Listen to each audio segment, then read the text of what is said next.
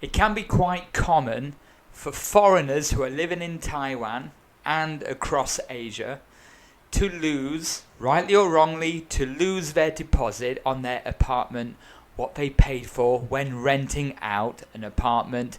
Most of the time giving the landlord, landlady or agents two deposits, so two lots of rent for deposits and one rent before they actually start renting. Now, of course, you know, and I know, and you would think that common sense prevails and what is noted in your contract prevails, would be that at the end of the contract, you get your deposit returned. But it's not always as simple as that, as you may have experienced. And this is a very quick story, just to help people who are watching that may get some questions answered or may get some idea of how to deal with said situation if it does happen to you. And this is a story what's happened to me a couple of weeks ago as I was moving out of my older apartment into a new apartment. And even though, this is the crazy part, even though I've been in Taiwan over 13 years, I would say quite well travelled around the world and rented many apartments, still renting now. I've gone through the process or know people who have bought a house. So my son and my son's mother lives in another house in Taipei, and that one is bought. But I continue to live in rented houses. I probably will do until I pass on to the other world. And I'm very comfortable at what is right, what is wrong, the pitfalls we need to look out for, or what I need to look out for, and also how to deal with people, how to make sure that you do, more often than not, get 100% of your deposit back. So I would say I'm quite seasoned at this.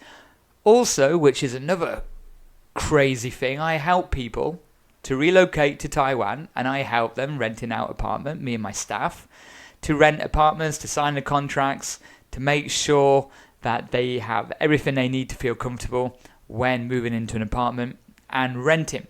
So I'm no spring chicken when it comes to these parts, as well as having the staff what help me to, who also have their own houses what they manage to rent out to people. So what I've just experienced was like really ridiculous, quite humorous, really funny, but a little bit stressful even for myself. So if it was really stressful for me, the likelihood is if it happens to you and you're new to it all, especially if you're new to Taiwan or 1 year in after your first contract, it can be very, very stressful and unpleasant as well. I'm pretty sure that this quick story, I say quick story, it's already dragging on a bit, will help you out in some part. So let me get stuck into the details right now. The house that I moved into, there's a video on it. You may or may not have seen it on my channel. It's the one with a swimming pool, only a small place. Now, when I moved in, or when I first looked around at the apartment, I was met with the tenants who are already living there, a Taiwanese guy and a Japanese female. And this is what surprised me, because everyone says, wow, Asians are more often than not so clean, but the Japanese are sublimely clean. Not in this case. But when I was shown around by the tenants, because the landlord lives a little bit further away, I went, very nice people. They showed me around the complex and the apartment area itself. And look, I was so keen just to get in to the apartment, or to take it and secure it, because it had a swimming pool, it had a gym, it had all the facility I needed, and it's just right for what I needed at the time. So I wasn't paying too much attention, which was a bit of an error, but because I already made up in my mind that I wanted it, and whatever it was, I'll make it work. Very naive of me, considering the experience I just told you about in the intro. Yes, very schoolboy errorish on my part. So they showed me around, and it was strange because it was dark, and they was both just sat on the sofa. The guy was showing me around, and everything was kind of hidden. And it's difficult to have a look round, because when they're already there, you can't go around going, oh, the fridge is a bit dirty. So we didn't see inside the refrigerator or anything. You can't look in under the bed or on the mattress, so you don't really get a good feel for it. It's a bit naughty, really. So look out for that. That's the first point. And like the sliding door to the bathroom and living area was a bit broken, but I thought, look, I'll deal with that. It's okay. The shower curtain, when I looked back at it, was dirty with holes in and stuff. And look, I thought I'll make it work. I wanted that place with a swimming pool and gym. Anyway, so I put my deposit down, 2 lots of deposit and 1 rent to move in. I moved in. Now, on the morning of moving in, the landlord was there, and he'd already, he was there before me, and he had already bought a new mattress, which is great. And I saw the old mattress being carried out, and it was just stained full of shit and marks, and I just don't know what, it was all brown, like the whole mattress was just rancid. It was disgusting. So at least I got a nice fresh mattress, but that is the first time I could have a proper look around the apartment. So I started looking around, and as soon as I stepped in, the lights were on. Now the couple had left. It was minging. It was disgusting. I opened the refrigerator and freezer. There was bits in there. It was leftover food. It was stained. It was dirty. All of the kitchen top was all greasy, and it hadn't been cleaned properly. The breakfast work surface was all sticky, which later on I realised that all the wooden areas on the walls and everything was all sticky. I pulled the fridge away from the wall, and it was just random objects and hair and dirt just clogged behind the fridge. Then I looked on the floor was a mess, dirt was everywhere, lights were broken, lamps were broken. I looked under the bed, moved the bed when I was cleaning later, and it was the same as behind the fridge. Everywhere was filthy. If you ran your finger across any surface, it would have been definitely, like, it just filled your whole finger up with, I was going to say fluff, with dust, with dirt, with pure dirt. The toilet, the basin was just like yellowy brown colour, stained from dirtiness, what just hasn't been washed. But I should have done, but with the couple still living there, I wasn't taking a good look around and rooting and that, and it was just minging. You are meant to leave the apartment how you found it, so I'm guessing that's how they found it. But who does that, morally? 1, the agent, or the landlord, or the landlady. Morally, they're okay with that? 2, as a person, the Japanese girl and Taiwanese guy, you are morally okay with being a disgusting, dirty couple to leave that for someone else? Even if you found it like that, haven't you been cleaning it since you was living there and you just left it like that? Random objects, which I'm going to go into right now. So I moved in, and I said to him, look, this is not okay. I said, but I've already paid a deposit. And he was like, oh yeah, well, yeah, it just needs to clean it. I said, well, what's happened? He said, they just left it like that. Right, whatever. So the agent went. I was cleaning for 6 hours. I'm not exaggerating now. It's probably over 2 days, probably 9 hours. Probably more than that. And I told the landlord, I said, I need a cleaner. I think you should pay for a cleaner. It was about £50, about 2,000 NT. I said, I've been cleaning for 6 hours now. This isn't acceptable. He did pay for a cleaner. The cleaner came, and she said, this is disgusting. Like, she said, I've seen some messy houses, and this is just horrendous. She said, I need more than 2 hours. I said, I'm going to help you. And she was confused. She was like, well, why is a foreigner pay for a cleaner? And now he's helping me. And I had my gloves on with her. And it took us both another 2 hours just to get it into some kind of livable condition. So that is how much was hidden when I was looking around in the dark. Now, this is why when people ask me if I can help them to arrange an apartment for them to move to Taiwan and go straight into it, I always say it's best if you go and look around with your own eyes. Even with my eyes, I had this happen to me. So it is best if you get your feet on the ground first, stay in a hotel or some kind of apartment, short-term, 3-4 days, maybe the first week, and go see these places physically yourself. So eventually I got it all clean. Then I went in the bathroom, slid the door, and I got trapped in the bathroom. And then I had to battle with the landlord. So these are warning signs, right? Even when you're being shown around, whoever it's by, or your communication or contact with the agent, with the landlord, landladies, it is worth taking into consideration that it is going to be some kind of working relationship if you need something. Because you need to be reasonable and they need to be reasonable as well. Because it's this early on when you can start to gauge if the likelihood of them stealing your deposit from you is very likely or not very likely. So I went through all that to get the place spick and span, nice and clean, and I kept it clean throughout.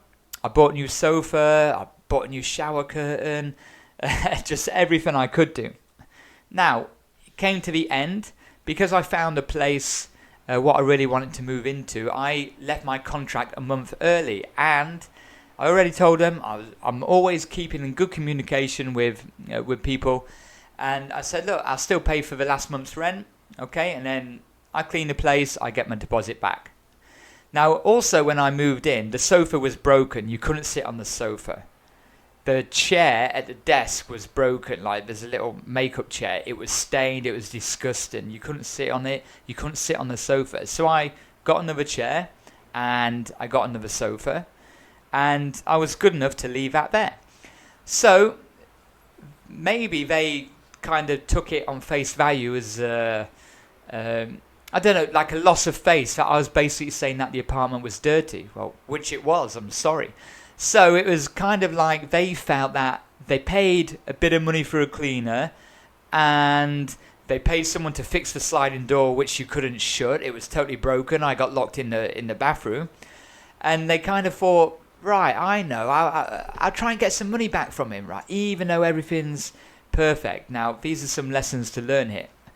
So on the day of the handover, taking into account that I've already paid for the last month, and that gave opportunity for them to then get someone else in and get 2 months worth. So 1 month from the new tenants, my month what I paid for and not staying there anymore, good for them.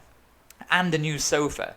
Okay, so a new sofa and everything looking clean, complete opposite to when I moved in. So I go there, and they started complaining straight away, and straight away he was there with his wife, and they had an agent there, so I think they couldn't be bothered with dealing with it on their own, so the agent was going to take it over. And they started doing that with the finger, saying, oh, it's a bit... I said, don't you dare start doing that with your finger anywhere. I said, you should have done this with your finger before I moved in. I said, as you can see, everywhere's clean. If there's a bit of dust, it's because I cleaned it 1 week ago when I moved out. It's been left idle for 1 week. And what he was trying to do is trying to say that because he paid for the cleaner, everything should be like totally spotless. And I said, well, it is spotless. And they said, oh, there's a bit of dust behind the sofa. So I took the dustpan and brush, I went behind the sofa. There wasn't anything there, it was all clean. Dusted it up and said, there you go. And they said, what about the Wi-Fi? You changed the Wi-Fi. Their old router was disgusting. It was brown. It's meant to be white, and it was brown, full of dirt. Now, the funny thing about it, the Wi-Fi, what they paid for, which was included in the rent, was 30 MB, or that's the speed of it. It's 30 M or 30 MB. You might as well not have any Wi-Fi nowadays. It literally didn't work, so I had to at least put it up to 200 MB, and I bought them a brand new router. I left it. And they were saying, well, you need to return it how you found it. I said, trust me. I got my phone out, showed them the pictures. I said, do you remember these photos? Because I logged everything. So this is another lesson. Always log everything. Take photos, take videos. No matter how small or how ridiculous you think it is, put everything down as evidence, just in case something like this happens. So I showed them and said, do you remember this? Do you remember what I moved into? And they said, but we pay for a cleaner. I said, that isn't the point.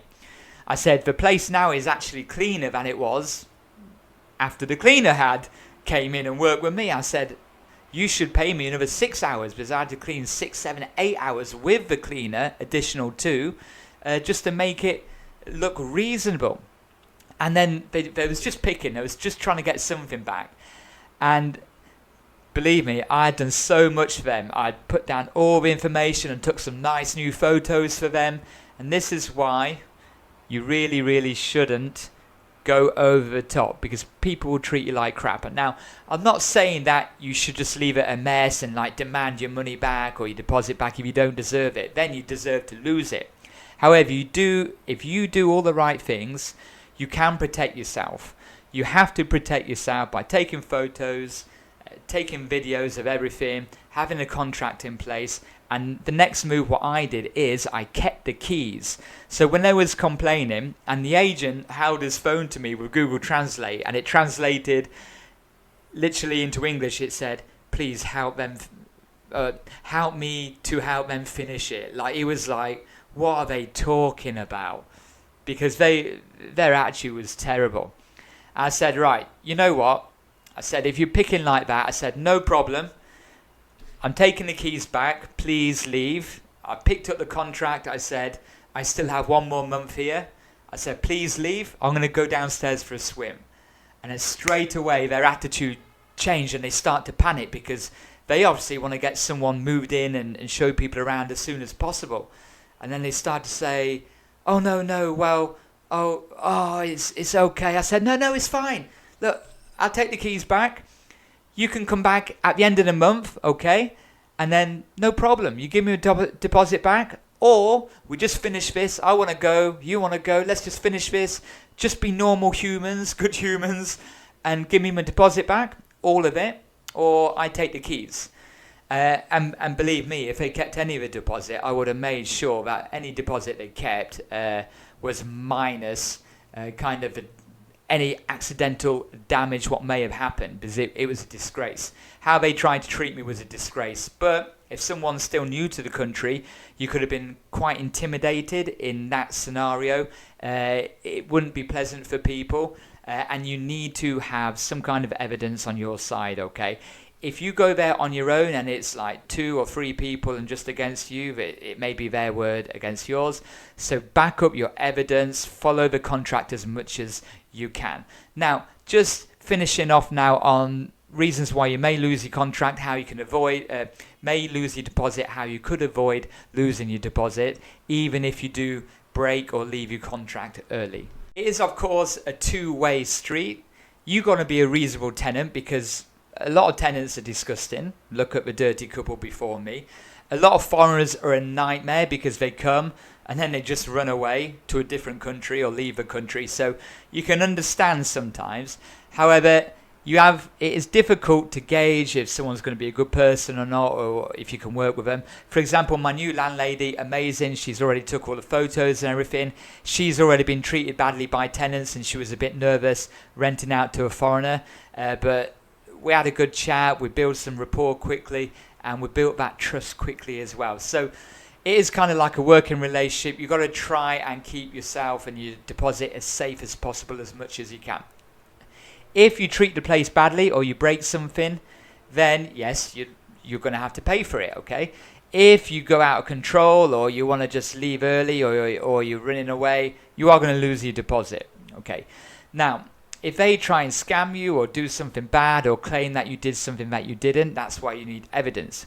However, if you've got some reasonable people that on the other side, the other party that you're working with, and you can communicate with them and say, oh look, sorry, I kind of broken the wardrobe door by accident, okay? Then you might have to pay half and half, but it will be listed on the contract. If the air conditioning breaks, they're responsible. If the washing machine breaks, they're responsible, unless you do something to physically break it. Now, if you do leave your contract early, I've done this in past years, if you give them enough notice, like, look, sorry, I'm going to have to go home in 3 months for some reason, just as an example. However, I found you someone to take over my contract. That's a big tick, which is going to help you get your deposit back, okay? Not just if you're like, oh, I'm leaving next week. That isn't okay. Sometimes in the contract, or usually it does give you terms where what notice you do have to give them.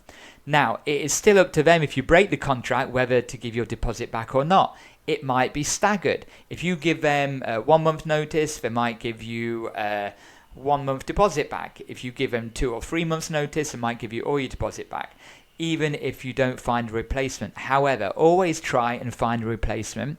just so you've got that card to play, and you can say, look, I'm leaving in 2 months, I want to give you 2 months notice, but I want to also help you find a replacement. If not, you can take half of a deposit. Meet them halfway. Try and be reasonable. Obviously, unforeseen things can crop up, and you're not always going to work something out, but you're going to get treated the way you treat people. Yes, you are going to be treated badly by idiots, which, as you saw, tried it on with me before. You are going to meet these people. They do exist. However, foreigners and other people and tenants can be a nightmare and are a nightmare. I've seen some disgusting people, some disgusting places. So it does happen, okay? So be honest, try and work with them, communicate, but also cover your own ass with photos, videos. Try and follow the contract. But if you are going to break the contract, offer some kind of medium ground where, okay, I found someone to take over my contract, which is even better because they're going to take it on now for another year, so you haven't lost any money. Okay, perfect. They can't really complain about that. Okay, yeah, I'm giving you 3 months notice. If I don't find another tenant, or if you haven't got someone ready, yeah, you can show them around while I'm still here, no problem. Then is there any chance I can still get some deposit back? Okay, try and work it out that way. Learn from all the information I've given you on the channel so far, from this video as well, and don't fall for any traps. You get a contract, that's what's a contract for.